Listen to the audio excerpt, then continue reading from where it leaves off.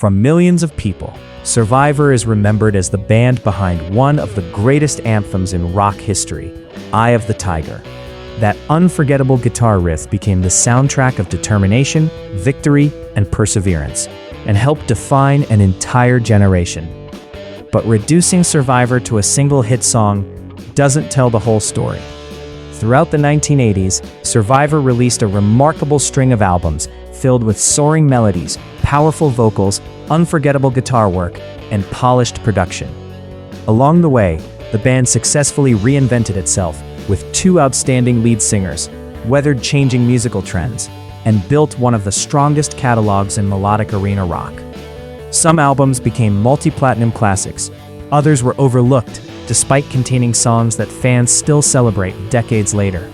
Together, they tell the story of a band that consistently delivered memorable music, even as the musical landscape around them changed. Today, we're ranking every Survivor studio album, from the modest debut that introduced the band to the reunion album that proved their passion for making music never disappeared.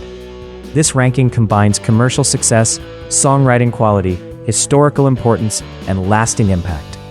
As always, music is subjective, so you may have a different favorite. Be sure to share your own ranking in the comments after the countdown. Every journey has a beginning, and Survivor started with an album that many casual listeners have never heard. Released in 1979, the band's self-titled debut introduced the songwriting partnership of guitarist Frankie Sullivan and keyboardist Jim Peterik, two musicians who would become the creative force behind Survivor's signature sound. At this stage, the group was still searching for its identity. Instead of the polished arena rock that would later make them famous, the debut leaned toward a harder, blues-influenced style with touches of progressive rock and late 1970s rock. Original vocalist Dave Bickler had not yet joined the band, and the lead vocals were handled by B.J. Kramer. Although the musicianship was impressive, the album lacked the instantly recognizable hooks that would later define Survivor. Commercially, the record struggled to attract attention and failed to produce a major hit.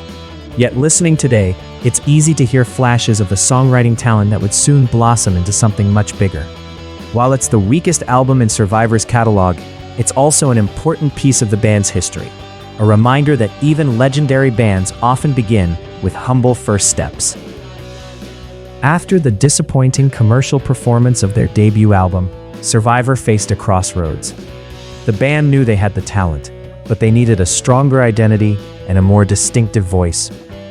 That change came with the arrival of vocalist Dave Bickler. His gritty, powerful delivery gave Survivor the edge they had been missing, while songwriters Frankie Sullivan and Jim Peterik sharpened their focus on memorable hooks and arena-ready choruses.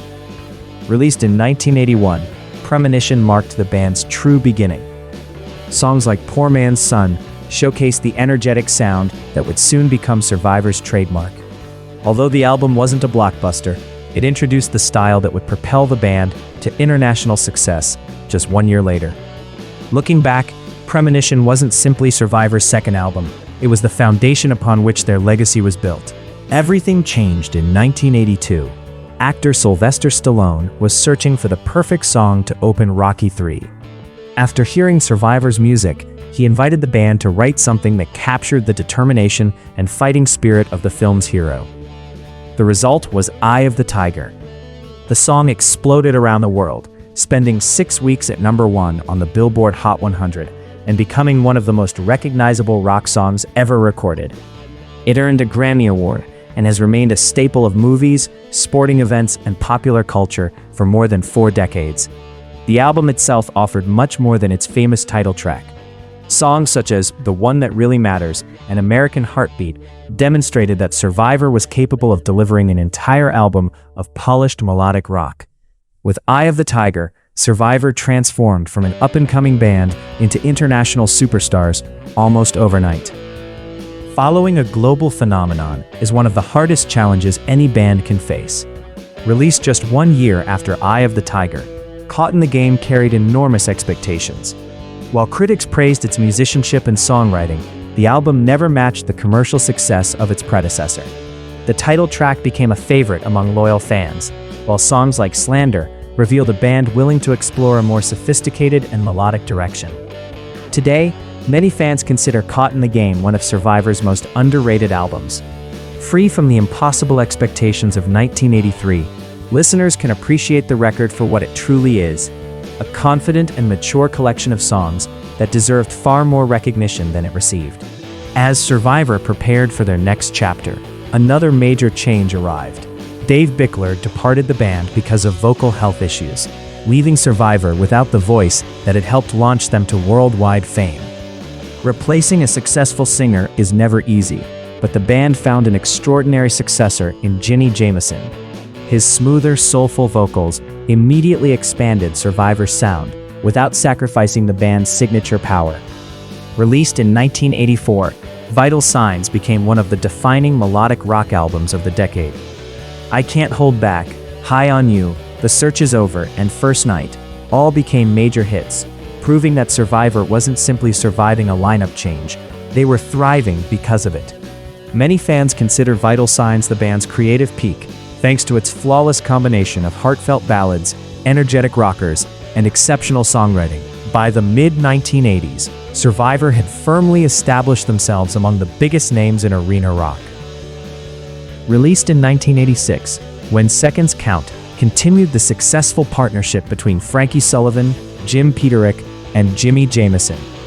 Singles like Is This Love and How Much Love received significant radio airplay, while the album maintained the polished production and melodic style that fans had come to expect. Although it didn't achieve the same level of commercial success as Vital Signs, the album demonstrated remarkable consistency. Rather than chasing musical trends, Survivor refined the formula that had made them successful. For many longtime fans, When Seconds Count remains one of the band's strongest and most enjoyable releases.